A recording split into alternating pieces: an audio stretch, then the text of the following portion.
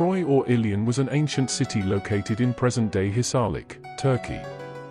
Troy is an ancient city and archaeological site in modern-day Turkey, but is also famously the setting for the legendary Trojan War in Homer's epic poems the Iliad and the Odyssey. In legend, the city of Troy was besieged for 10 years and eventually conquered by a Greek army led by King Agamemnon. The site of Troy, in the northwest corner of modern-day Turkey, was first settled in the early Bronze Age, from around 3000 BC. Over the 4,000 years of its existence, countless generations have lived at Troy. According to the Roman epic poet Virgil, the Trojans were defeated after the Greeks left behind a large wooden horse and pretended to sail for home. Unbeknown to the Trojans, the wooden horse was filled with Greek warriors. They sacked Troy after the Trojans brought the horse inside the city walls. Thousands of years after Homer's Iliad described the events of the Trojan War, its dramatic resonance and memorable characters have preserved the conflict's fame. Until relatively recently it was thought to be nothing more than an entertaining legend, however. But that all changed in 1868 with the discovery of a burned ancient city. In the 150 years since, historians and archaeologists have been forced to conclude, for the most part, that something did happen at the site of Troy in the early 12th century BC, and even that the exact dates proposed by the Greek scholar Eratosthenes might be accurate. If so, that would place the fall of the city on the 11th of June, 1184 BC. What is the story of fall of Troy? In Greek mythology, the Trojan War was waged against the city of Troy by the Achaeans, Greeks, after Paris of Troy took Helen from her husband Menelaus, king of Sparta. The war is one of the most important events in Greek mythology, and it has been narrated through many works of Greek literature, most notably Homer's Iliad. The Trojan War was seen as one of the most important events of the ancient world, ignited by the stealing of Helen by Paris of Troy from her husband, the king of Sparta, Menelaus.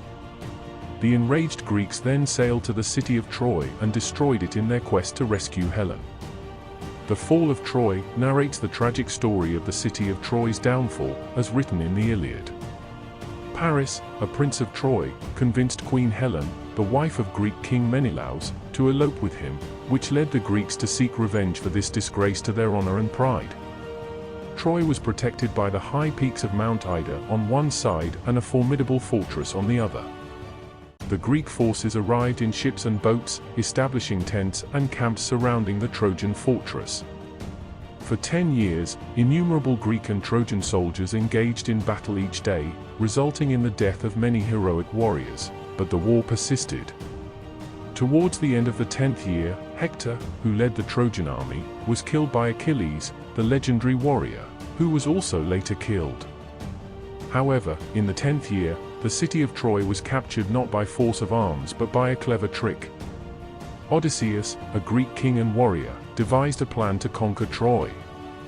The Greeks constructed a great wooden horse capable of concealing numerous Greek soldiers. Once the horse was built, Greek warriors, including Odysseus and Menelaus, concealed themselves inside it, and the horse was sealed shut. During the night, the Greek soldiers set fire to their tents and sailed to a nearby island, where they could hide. The next morning, to their astonishment, the Trojan soldiers found the Greeks gone, leaving only the massive wooden horse at the shore.